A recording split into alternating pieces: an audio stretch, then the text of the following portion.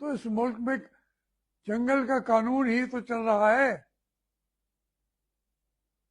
ये उसकी हिम्मत है जो वहां की गर्मी है। मैं 2 साल अडियाला जेल में भी रहा हूं, मुझे अंदाजा है क्या तकलीफ होती है। मुझे तो कभी कूलर भी नहीं मिला और कैद तनाई थी, लेकिन इमरान खान को मुझसे कहीं ज्यादा तकलीफ में रखा गया है। एक सेल के अंदर सारा दिन पड़ा रहे आदमी। जेल मैनुअल के भी खिलाफ है। अक़वाम मुत्तहिदा में भी इस बात पे जाया जा सकता है कि भाई आप ये क्या कर रहे हो।